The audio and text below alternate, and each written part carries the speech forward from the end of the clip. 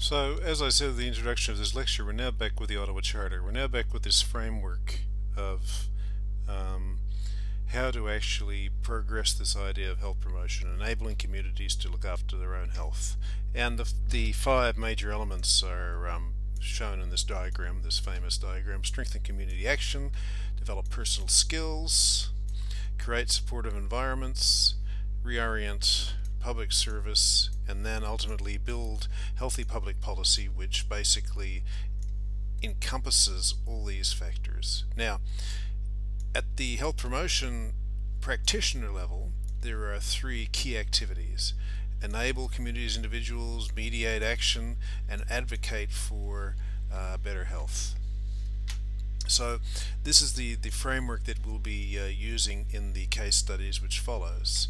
And as I said, we'll be using each of these five key elements of the framework to do so. Firstly, this overarching element, which is building healthy public policies, the first point to make is that healthy public policy is not just about health policy. It's about public policy that promotes health, and therefore most of this policy, whether it relates to public or private domains, actually lies outside of the traditional health sector. So that's the first thing we need to realize, that there are many sectors involved in affecting health outcomes. So, for example, free and universal education. Now we know that the socioeconomic status of someone is heavily linked to education status. It's also heavily linked to health. We've seen that in one of the lectures previously in this semester's work, that there is a link. So, given this relationship, if we enhance the availability and access to education, then by a process of these relationships will ultimately enhance the health of the population. Environmental protection, taxation, where we can say tax cigarettes to subsidize the purchase of other more healthful products such as fresh vegetables and fruits. Looking after the workplace to make sure that people who work are healthy, stay healthy, and are not poisoned. Transport, active transport, public transport will enhance people's ability to have purposeful physical activity. And the ultimate goal, although many countries are still far from this goal, is that health becomes a responsibility of each sector of government. You might ask why this might be the case. Why should anybody but health be interested in health? But remember that health is a community resource, and the more healthy a population is, the more productive a population can be. The second element, creating supportive environments. Now, the Ottawa Charter recognizes that these various environments, now it's not just the environments from environmental sustainability perspective, but it's social, economic, and physical environments that are important in shaping the health of individuals and populations. And as a principle, these various environments need to be created so that people can realize their own full potential. And these various environments might include work, school, leisure, and also home environments. And each one of these domains actually is a specialty within public health and health promotion. And whilst we think that leisure is generally designed to actually enhance our health, we also need to, because we spend so much time so much of our lives at work, we need to make sure that the workplace is also healthful. The third element that I want to highlight out of the Ottawa Charter is the element of strengthening community action.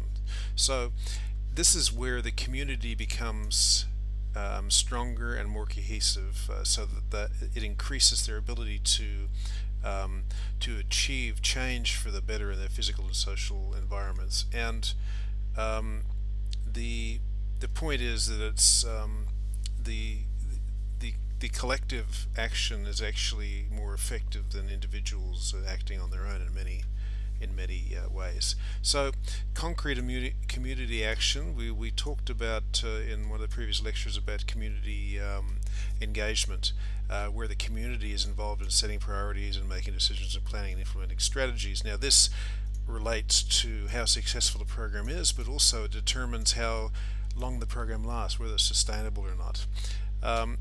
And this also involves empowerment, so that the community owns and controls these endeavors, and the involvement of the community at this level actually enhances public participation. So the reach, what in health promotion terms we call this the reach of an intervention, actually is much more extensive because of that. So reach is an important concept.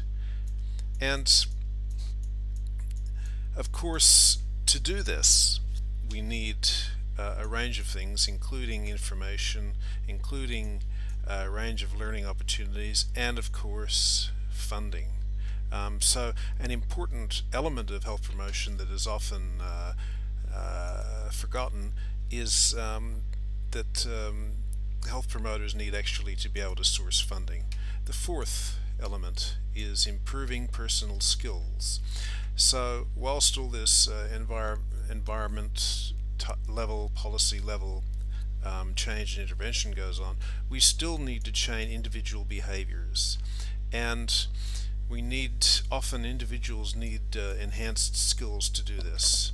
And so a large part of health promotion is about developing skills of individuals, and the skills may reach individuals and communities through various bits of information, through education, and also training. So training people in life skills to facilitate them being able to have a healthier life. Now, for example, there's no point in telling people that they must have a healthy diet when you don't tell them what a healthy diet is. So that's a very simple example of basically improving somebody's personal skills. By teaching them what a healthy diet is, we can actually scaffold that capacity for behavior change in the right direction.